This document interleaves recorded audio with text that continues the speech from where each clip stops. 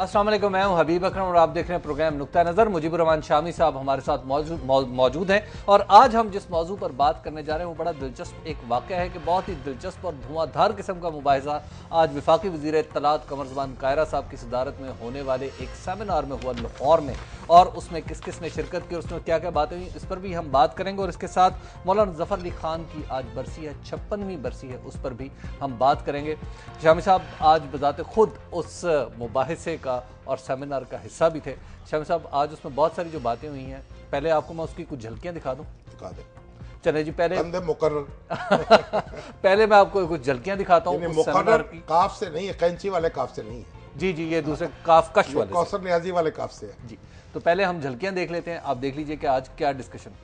तो मियाँ साहब ने कल भी अपनी गुफ्तगू में एक निजी चैनल को इंटरव्यू देते हुए उन्होंने कहा कि मुझे अगर कल मैं वज़ीर आज़म के वोट ले लेता हूँ, लोग मुझे वोट दे देते हैं, तो मुझे वज़ीर आज़म का हलफ लेना हुआ तो जरदारी साहब से हलफ लेते हुए मुझे कोई हिचकिचाहट नहीं होगी, क्योंकि वो मुंतखब सदर है, लेजिटिमेट सदर हैं। बल्कि उन्होंने ये भी कहा कि शहबाज शरीफ साहब उनके बारे में जो गुफ्तगू करते हैं वो ना करें तो बेहतर है, वो मुनासिब नहीं है। मैं समझता हूँ कि शायद इस दफ़ा मियाँ शहबाज शरीफ साहब जो हैं वो नवाज शरीफ साहब की बात सुन ले, बजाय इसके कि वो चौधरी निसार साहब की बात सुने। अगर कोई ये समझता है कि मियाँ नवाज शरीफ साहब को सियासी अमल से बाहर करके मुल्क की कोई खिदमत होगी तो वो एमको की जन्नत में। मुझे माफ़ कीजिएगा, मैं अक्सर कहता हूँ पाकिस्तान का मीडिया आज़ाद नहीं है, बल्कि ज़्यादा ही आज़ाद है। एक बड़े मुख्तदर सियासतदान जो है इसी तरह की एक महफिल में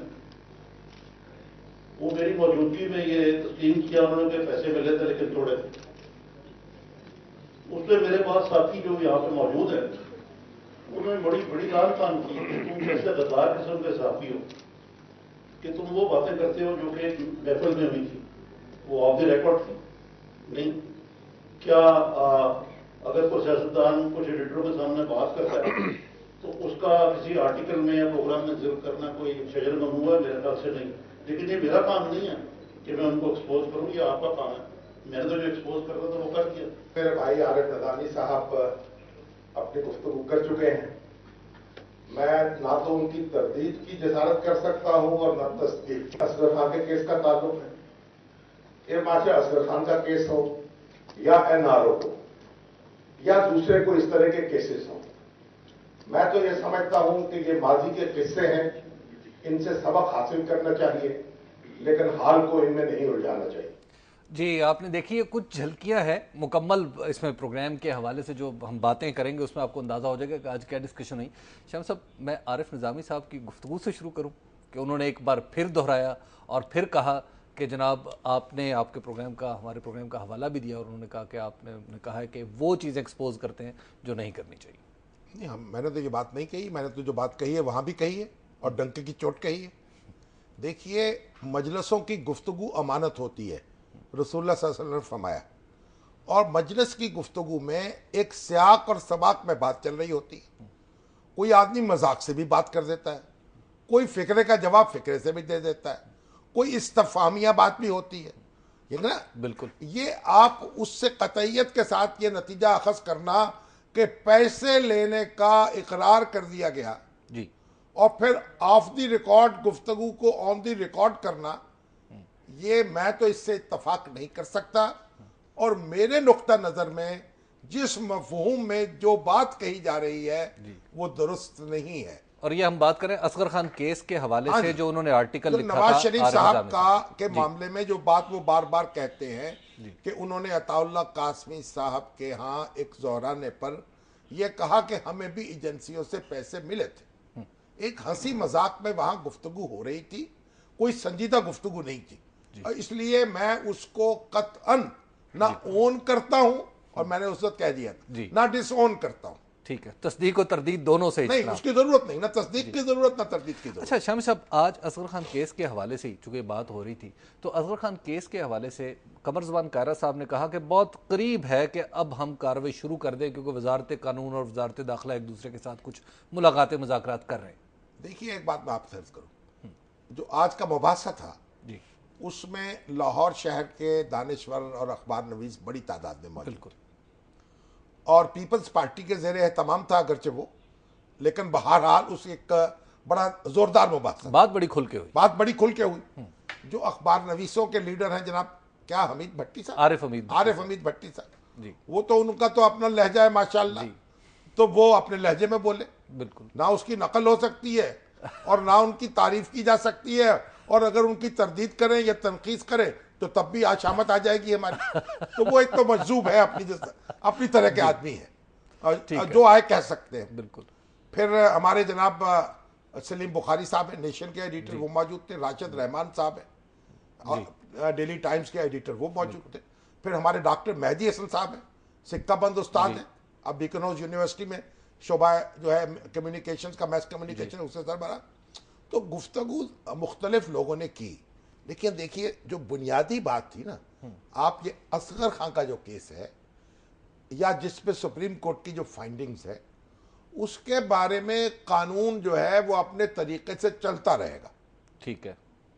और कायरा साहब ने जो मैं समझाऊं यही बात कही है कि कानूनी मुशगाफियां, कानूनी तरीके जो होती रहेंगी, लेकिन इंतखाबात क्योंकि करीब हैं, उनसे पहले कोई ऐसा मामला नहीं होगा और कोई ऐसा इकदाम नहीं होगा जिससे कोई माहौल मुतस्सर हो जाए इंतखाबात का। गोया इसकी तफ्तीश और तहकीक नहीं होगी, असगर खान नॉर्मल केस होगी बस। अगर आप ये तवक्को रखें कि तूफान एक उठा दिया जाएगा बदतमीजी का, तो वो नहीं होगा। नहीं, जो शाम साहब जो मुतालबात सामने आ रहे हैं, और इसमें भी है कि जनाब आप फौज के जर्नैलों को पकड़ें, आप उन लोगों को पकड़ें जिन्होंने पैसे लिए थे, उन सबको पकड़ के अंदर कर दें, तब पता चलेगा कि कुछ हो बात रहा यह है कि ये बातें हैं, अभी तो किस्सा हवाई है। इसको जो हमारे जर्नैल दो हैं, उन्होंने तो इतराफ कर लिया हमने ये किया है जी। अब उन्होंने भी नजरसानी की अपील दायर करने का फैसला किया, ठीक है। और वो ये कह रहे हैं कि हमें तो हुक्म मिला था, तो हमें जो कमानदार जो है हमारा सुप्रीम कमांडर, उसका हुक्म हम बजा लाए हैं, और फौज की सबसे बड़ी मुद्दा उसका डिसिप्लिन है, उसको नहीं तोड़ सकते हम। उसकी वो नजरसानी की दरखास्त दे रहे हैं। अब नजरसानी की दरखास्त आपको पता है एनआरओ की कितनी चली थी, तो नजरसानी की दरखास्त का फैसला होते होते इलेक्शन की नौबत आ सकती। तो एक तो है असलम बेग साहब जी। वैसे असलम बेग साहब बड़े मजे के आदमी हैं। एक इंटरव्यू में फरमा रहे थे कि सियासतदान अपनी जगह हैं, लेकिन वो फौजी जनरलों का मुकाबला नहीं कर सकते। नहीं कर सकते भाई। फौजी जनरल जो है उनका अपना शोबा है, सियासतदानों का अपना शोबा है। तो ये तो कौमें जो हैं वो तो सियासतदान बनाते हैं, वो उनकी आइडियल होते हैं, वो उनको लीड करते हैं। पाकिस्तान जो बनाया है ना जी, वो भी एक सियासतदान ने बनाया है, किसी जनरल ने फतह तो नहीं किया। ठीक बात। अगरचे जनरल्स की जरूरत अपनी है और उनकी अफादियत अपनी है, उनका इनकार नहीं हो सकता, लेकिन यह कहना कि सियासतदान जर्नैलों के मुकाबले में निकू होते हैं, ये तो इससे बड़ी अहमकाना बात तो को हो नहीं सकती। शाम साहब, तारीख तो कुछ इसी तरह नहीं बताती, कोई फांसी चढ़ जाता है, कोई सौदेबाजी कर लेता है, कोई भाग जाता है। तो ये ना ये तो एक और चीज है ना। जी। आप तो बात सियासत की बात कर रहे हैं ना, तो सियासत की जब बात करते हैं आप, तो आपके ध्यान में मोहम्मद अली जिन्ना क्यों नहीं आते? कायदे आज़म वही आते हैं, बल्कि प्राइमरी फिगर तो वही है। गांधी जी क्यों नहीं आते? लियाकत अली खान क्यों नहीं आते? हुसैन शहीद सोहरवर्दी क्यों नहीं आते? अब्दुल रब निश्तर क्यों नहीं आते? तो सियासत जो है, मोहतरमा फातिमा जना क्यों नहीं आती? तो सियासत तो एक मुकद्दस काम है, कौमों को लीड करने का, उनको आगे बढ़ाने का, उनकी परवरिश करने का। शामी साहब, आपने आज अपनी वहां पे जो तकरीर की, आपने तो उसमें एक सीधी बात कह दी कि एनआरओ हो या असगर खान केस हो, ये माजी है और किस्सा पारीना इसको छोड़ दें। बिल्कुल सीधी बात है। आप देखिए पाकिस्तान में जो उम्मुल अमराज है ना जी, उम्मुल अमराज है टेक ओवर। जब फौजी टेक ओवर हुए, उसके नतीजे में जो हालात पैदा होते चले गए, ठीक है, उससे फिर ये हम उलझते चले गए। उसी से पैसा आया, उसी से पैसा इकट्ठा करने की हवस पैदा हुई। भैया इलेक्शन में हिस्सा लेना है तो पैसे वाले आ गए, तो पैसे वालों का मुकाबला पैसा करेगा, तो फिर पैसा इकट्ठा करना चाहिए। आप ये बहस कर रहे हैं कोटकना केस है, फलां है, इतने पैसे इकट्ठे हो गए, जरदारी साहब का खाता क्या है, बेनजीर का खाता क्या है, नवाज शरीफ का। ओ भाई मेरे, जब पैसे का खेल बन जाएगी सियासत, और जब एजेंसियां उसमें पैसे करेंगी तकसीम, तो सियासतदान जो हैं वो भी उसमें रंगे जाएंगे। एक ब्रेक का वक्त हो गया और ब्रेक के बाद हम गुफ्तगू यहीं से आगे बढ़ाएंगे और उसमें कुछ सदारती हवाले से, सदारती ऐवान सदर के हवाले से भी कुछ खबरें हैं, मीडिया के हवाले से भी और अदलिया के हवाले से भी, ऑफ कोर्स वो तमाम पर डिस्कशन होगी, लेकिन एक वक्फे के बाद।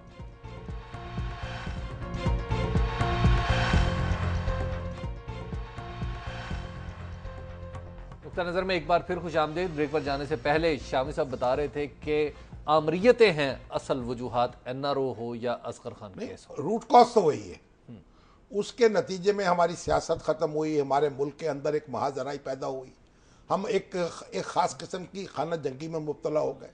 हमारे जो ज़हीन तबकात हैं, जो वकील हैं, जो मीडिया पर्सनस हैं, जो सिविल सोसाइटी के लोग हैं, जो एक्टिविस्ट हैं, पॉलिटिकल एक्टिविस्ट हैं, कारकुन हैं, वो सारे इसमें मसरूफ़ हो गए, उनकी सलाहियतों का ज़िया हुआ। ठीक है। और देखिए अब कितना नुकसान हुआ मुल्क और कौम का, हम आपस ही में एक दूसरे से लड़ते रहे। लेकिन शाम साहब, असगर खान केस कोर्ट जब डिसाइड कर रहे थे तो कोर्ट के सामने सारे निकात मौजूद नहीं नहीं, थे? कोर्ट भाई दरिया को अपनी मौज की तुगजानियों से काम, कश्ती कसी की पार हो या दरमियान रहे, कोर्ट का एक अपना मामला है और कोर्ट अपनी दुनिया में है और हम अपनी दुनिया में हैं। लेकिन दो बंदे तो कन्विक्ट हो गए वो तो उन्होंने तो भाई एतराफ किया ना कि हाँ ये काम हुआ है, हमारे जरिए से हुआ है, हमारे इल्म में हुआ है, तो धर लिए गए वहां। ठीक। बाकी जो हैं उनके बारे में तो आपको एविडेंस चाहिए। और देखिए मैंने कोरमा खा लिया था 10 साल पहले, आप कहाँ वो जनाब मेरे फुजले में से तलाश करते फिरते कोरमे की बोटियां। ठीक बात है। ये मुझे बताइए कि जो कब्रिस्तान खोद खोद के जो हड्डियां निकाली जा रही हैं जी, उससे क्या जिंदा हो जाएगा पूरा कब्रिस्तान? बस्ती बच जाएगी? आप कोई बड़ी मिसाली को सोसाइटी बन जाएगी, यहाँ मकान तामीर करेंगे? ये सारी बातें हैं सबक हासिल करने की। ठीक है। सबक ये है कि फौज को सियासत में नहीं आना चाहिए, ठीक है। और सबक यह है कि सियासतदानों को इस तरह नहीं लड़ना चाहिए आपस में कि लोग फौज को आवाज देने लगे, और ऐसी बुरी इंतजामिया नहीं चलानी चाहिए जिससे लोग कहें कि वो हब्स है कि लू की दुआ मांगते हैं लोग वाली बात हो जाए, लोग कहें फौज आए इनसे बेहतर है। ये तीनों मसाइल हल हो चुके हैं, हमने ये सबक हल सीख नहीं लिए। हुए, हम हल करने की कोशिश कर रहे हैं। हमारी इंतजामिया करप्ट है, बदउनवान है, और उसके बाद उसके अंदर घुसे हुए दहशतगर्द हैं, लुटेरे हैं, डाकू हैं, लेकिन हमने उनको काबू करना है, उनका इलाज करना है। जी। ये जो इलाज हमने ढूंढा था ना मार्शल्लाह के जरिए, वो नतीजा नहीं निकला, उसका देर पा साबित नहीं हुआ। ठीक है। तो अब अगर ये लोग दुरुस्त हो जाएं तो बड़ी अच्छी बात है, अगर ना हुए तो हम क्या कर सकते हैं, पर दुआ करेंगे। शम साहब, ये जो आप बात कर रहे थे कि एक दूसरे से मुतहारिब नहीं होना, आज कमरजमान कारा साहब ने नवाज शरीफ के बारे में तो बात कही कि उन्हें बाहर नहीं निकालना। देखिए उनकी बुनियादी बात जो है वो ये थी कि इलेक्शन वक्त पर होंगे। ठीक है। सदर आसिफ अली जरदारी साहब इलेक्शन को मुतस्सर करने की कोई सलाहियत नहीं रखते। निगरान हुकूमत इत्तफाक राय से बनेगी अपोजिशन के साथ, इलेक्शन कमीशन इत्तफाक राय से बन चुका है, और इलेक्शन मुलतवी नहीं होंगे, हर कीमत पर उनको वक्त मुकर्रर पर कराया जाएगा। ठीक है। और अगर कोई ये ख्वाहिश रखता है कि नवाज शरीफ साहब को पॉलिटिक्स से धकेल दिया जाए बाहर, तो उन्होंने कहा ये अहमकों की जन्नत में रहता है। और मैं इसी बात को दूसरे रंग में दोहराता हूं, अगर कोई ये ख्वाहिश रखता है कि आसिफ अली जरदारी साहब को निकाल दिया जाएगा पॉलिटिक्स से, तो वो भी अहमकों की जन्नत में रहता है। जो उनकी पॉलिटिकल एक्टिविटीज के हवाले कुछ हो, आसिफ अली जरदारी और नवाज शरीफ, जो हमारी जमहूरियत है उसके दो पहिए हैं उस गाड़ी के। अच्छा, इनमें देखिए, ये कुछ भी कर ले, इन्हें सब कुछ नहीं माफ नहीं है। कुछ नहीं करने वाले, इनका एहतसाब अवाम करे। हमारे इमरान खान साहब बहुत जनाब बोलते हैं, और तहरीक इंसाफ जो है उसको गुस्सा भी आता है मेरी बातों पर। उसको कई नौजवान ऐसे हैं ना, मैं इनको कहता हूं भाई आप इलेक्शन में आइए, इनके खिलाफ आपसे जो कुछ हो सकता है कर लीजिए, इनमें से जिसको शिकस्त दे सकते हैं दे लीजिए। दस्तूर कानून इनका कुछ नहीं बिगाड़ सकते। नहीं, दस्तूर कानून जो है वो बिगाड़ लेता अगर उसने बिल्कुल उसी तरीके से हमने उसे रहने दिया होता। कानून अब जो है हमारी सियासत में उसको डीरेल करने के लिए इस्तेमाल नहीं होना चाहिए। ये तो आप गौर कर लें, अगर खुदा न खास्ता आपको कि फर्ज करें, चलो मुझे ही आपको कहो वो टाइफाइड हो जाए, तो जो आप कोरमा खा सकते हैं? ऑब्वियसली नहीं। जो ठीक है ना जी, जब आप बीमार होते हैं आपका परहेज होता है, ठीक है। वो गजा जो एक सेहतमंद आदमी के लिए अच्छी होती है, बीमार को उससे बचाया जाता है। इसी तरीके से हम लोग जो है, हमारा जश्न कौमी जो है, उसको फौरी तौर पर कोरमा पुलाव खिलाने की जरूरत नहीं है। ठीक है, जो सेहतमंद जमहूरी रवायात की वो मिसालें दी जाती होंगी हैं। कायम होते होते। अभी आप देखिए मीडिया जो है चौकस है, सिविल सोसाइटी चौकस है, अदलिया चौकस है। बार बार मुझे बड़ी खुशी होती है, लेकिन अदलिया को यह समझना चाहिए कि अगर माजी में जाया जाएगा तो लोग अदलिया का भी सवाल गिरबान पकड़ेंगे और जवाब तलब करेंगे। शाम साहब, कुछ मजीद सवालात इस बात से मेरे ज़हन में पैदा हो रहे हैं, लेकिन वक्फे का वक्त हो गया और गुफ्तगू यहीं से आगे बढ़ेगी एक वक्फे के बाद।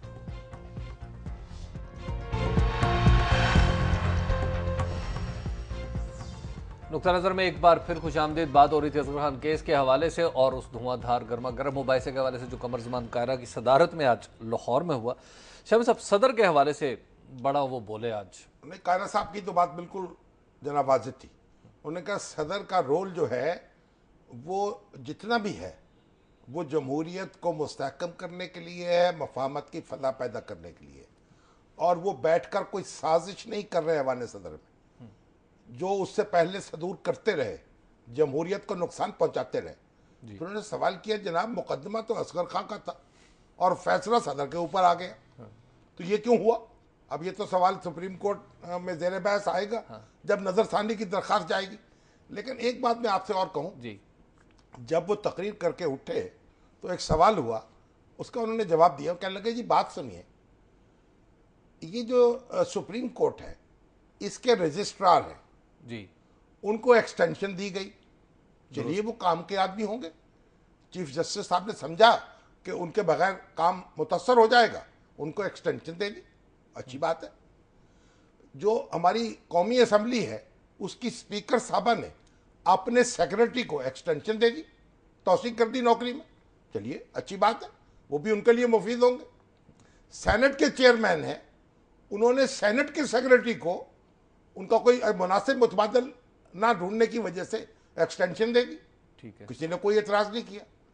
तो जब वजीर आजम ने, चीफ एग्जेक्टिव ने और सुप्रीम कमांडर ने यानी सदर पाकिस्तान ने अपने चीफ ऑफ आर्मी स्टाफ की मुद्दत मुलाजमत में तौसीक की, उनको एक्सटेंशन दी, तो इस पर एतराज कैसे पैदा हो गया ठीक बात। और उसकी समाअत कैसे शुरू हो गई और दरख्वास्त कैसे कबूल कर ली गई? उन्होंने कहा ये सवाल तो हम पूछेंगे ना। ठीक है। तो मैंने कहा भाई आप जरा माइक पे पूछते हैं। उन्होंने कहा हाँ याद नहीं रहा, आइंदा माइक पे भी पूछूंगा। उन्होंने एक और सवाल पूछा था, वो मीडिया के हवाले से था, मैं वो बाद में उस पर बात करता हूँ, लेकिन शाम साहब एक बात है सोचने हाँ, की, मीडिया कि सदर साहब जो हैं उन्हें निकालने की कोशिश कौन कर रहा है? ये तो खाली पीपल्स पार्टी का वहम ही नहीं है। असल में बात यह है, अगर वहम है तो बस ठीक है, सदर साहब वहीं रहेंगे और आप भी वहीं रहेंगे और हम भी वहीं रहेंगे, और यानी हो सकता है ना, दुआ करे वहम ही हो। अच्छा, यानी कहीं कोई कोशिश मौजूद है? नहीं, वो जो बात उन्होंने कही थी जी, वो बड़ी दिलचस्प है जी, कि गुलदस्ते हामिद वाली। मीर साहब जो है हमारे बड़े अजीज नौजवान भाई हैं, उन पर एक कातिलाना हमला करने की कोशिश हुई। बिल्कुल। उस पर जाहिर है कि पूरे पाकिस्तान में एक इस्तराब की लहर दौड़ी और चीफ जस्टिस साहब जो है उन्होंने भी उनको गुलदस्ता भिजवाया, नेक ख्वाहिशात का आज़ाद यही तो एतराज था उनका। उन्होंने कहा भाई हामिद मीर साहब की मैं बहुत इज्जत करता हूं, लेकिन उन्होंने तो मेरे खिलाफ यानी हमारी वजारत के खिलाफ एक पिटीशन दायर कर रखी है सुप्रीम कोर्ट में, तो वो दरखास्त गुजार भी हैं। और फिर ये चीफ जस्टिस साहब जो हैं उन्होंने एक दरखास्त गुजार को कैसे गुलदस्ता भिजवाया, और आरिफ निजामी साहब बैठे हुए थे जी, उन्होंने कहा जनाब चीफ जस्टिस का काम फैसले देना है, गुलदस्ते भिजवाना नहीं है। अब वो जाने और वो जाने। वैसे उन्होंने कहा, कायरा साहब ने, आपने भी सुना होगा, ये तो बावाज़ बुलंद बात कही। जी, जी, उन्होंने कहा जी ये जो चीफ जस्टिस साहब जो है जब ये वकला को एड्रेस करते हैं हाँ, और बयान जारी करते हैं और कमेंट्स देते हैं और सियासी मैसेज होता है वो, तो फिर उस पर एतराज क्यों नहीं है? अगर सदर साहब की तकरीर पर एतराज हो सकता है तो सुप्रीम कोर्ट के चीफ जस्टिस साहब और जज साहबान के रिमार्क्स पर और बार रूम की तकरीरों पर एतराज क्यों नहीं हो सकता? उन्हें तो ये भी एतराज था कि रिमार्क्स जो हैं वो बैनर हेडलाइंस क्यों लगते हैं या अखबारात में मीडिया क्यों पर छपते हैं? एतराज था ना वो। जी, मीडिया पे एतराज था। तो हम मीडिया को चाहिए कि भाई देखिए, मीडिया का तो मसला और है, जहां जरा कोई करारी चीज मिलेगी मीडिया तो उसको छापेगा। बिल्कुल। और इस पे लेकिन वो तो कह रहे थे आजाद नहीं, बहुत आजाद है। बहुत आजाद है, माशाल्लाह बहुत आजाद है, इस पर खुश होना चाहिए। और हमारे बाज लोग तो बहुत ही आजाद है। लेकिन ये देखिए, ये जो हमारी हुकूमत है ना, वो भी कोई इतनी गुलाम नहीं है। कायदे ज़ाब्ते तरीके तौर से रवायत से वो भी आजाद है। कितनी वारदातें हो चुकी हैं। और मुझे तो ऐसे महसूस होता है, हर मामला जो है, कराची का मामला सुप्रीम कोर्ट, जी, बलूचिस्तान में सुप्रीम कोर्ट, पैरोल पर रहाई हो गई चोरों डाकुओं को, और उनको जमानतें नहीं मिली, उनको पैरोल पे रहा, कत्ल के मुल्ज़िम पैरोल पे रहा। तो ऐसे मालूम होता है जैसे इस मुल्क के अवाम की जो फिक्र है वो बस सुप्रीम कोर्ट को है। तो ये भी तो गौर करे ना हमारे इंतजामिया वाले, कोई लोगों की फिक्र भी तो करे ना, उनको एहसास भी तो दिलाएं कि उनके गम में शरीक हैं, उनके दुख में शरीक हैं। शामी साहब, आज हमने जो गुफ्तगू की है उसमें आपने दो बातें की, मैं वो ज़रा वाजे करना चाह रहा हूँ कि नंबर वन, आपने कहा जी ये तहकीक वहकीक तो तफ्तीश तो नहीं होने वाली, असगर खान केस में अश्कशोई ज़रूर होती रहेगी, रूटीन में मामला चलते रहेंगे। और दूसरा ये है कि इलेक्शन टाइम पे हो रहे हैं। हाँ, इलेक्शन टाइम पे तो हो रहे हैं, तो उन्होंने खुद कह दिया, वादे कर दिया। लेकिन आप मुझे बताइए, असगर खान केस कब दायर हुआ था? 16 साल पहले। 1996 में। जी, फैसला अब हुआ है। बिल्कुल। तो 16 साल और इंतजार कर लीजिए, तफ्तीश का इंतजार भी कर लीजिए। बेचैनी क्या है? शामी साहब, आज हमने, हमारे पास वक्त कम रह रहा है, तो आज मौलाना जफर अली खान पर भी हमने बात की। देखिए, मौलाना जफर अली खान जो है ना जी, वो हमारे इस सब कॉन्टिनेंट के, यानी बर्रे सगीर हिंदुस्तान और पाकिस्तान के सबसे बड़े एडिटर थे। उनसे बड़ा एडिटर पैदा नहीं हुआ, उनसे बड़ा अखबार जो है किसी ने शाया नहीं किया, उनसे ज़्यादा आज़ादी की जंग किसी अखबार नवीस ने नहीं लड़ी। और एक ज़माने में देखिए, मौलाना अबुल कलाम आज़ाद, उन्होंने भी अपने अल हलाल अल बलाग के ज़रिए अपना आज़ादी का परचम बुलंद किया। मौलाना मोहम्मद अली जौहर कामरेड के ज़रिए, हमदर्द के ज़रिए। मौलाना जफर अली खान 1906 में जो मुस्लिम लीग का पहला इजलास हुआ है ढाके में, उसमें शरीक थे। ठीक है। और एक जिम्मेदार की एक पूरे पाक बर्रे सगीर में, एक कलकत्ते से लेके कराची तक और पेशावर से लेके हैदराबाद तक आज़ादी की जुबान बन गया और उसका तर्जमान बन गया जिम्मेदार। और 12 साल कैद काटी है, नजरबंदी बर्दाश्त की है मजमूई तौर पर जफर अली खान ने। सब सवाल ये है मेरे ज़हन में जो आता है कि आज के दौर में अगर हम देखें तो उनकी ये एक्टिविटी जो पॉलिटिकल एक्टिविटीज़ थी, उनको आप किस खाते में रखेंगे? क्या वो सिर्फ सहाफ़ी थे या सिर्फ सियासतदान थे? नहीं नहीं, देखिए, वो तो आज़ादी के मुजाहिद थे, शायर थे, आशिक़ रसूल थे, नज़म गो थे, नसर निगार थे, सब थे। लेकिन बुनियादी तौर पर मुजाहिद थे आज़ादी के, और अखबार उनका ज़रिया अज़हार था, सबसे बड़ा ज़रिया अज़हार। और इस तरीके से उन्होंने जो नक्श जमाया है वो एक एडिटर के तौर पर जमाया। वो खुद का बचपन ही से लिखी थी मुकद्दर में असीरी, माँ बाप कहा करते थे दिल बंद जिगर बंद। वाह शाम साहब, एक ब्रेक का वक्त होगा और ब्रेक के बाद हम आपके सवालात भी लेंगे। 042362968114 हमारा फ़ोन नंबर है। इसके अलावा फेसबुक और ईमेल्स और SMS भी हम वसूल कर रहे हैं और आपके सवालात हमारे प्रोग्राम का हिस्सा होंगे, लेकिन एक वक्फे के बाद।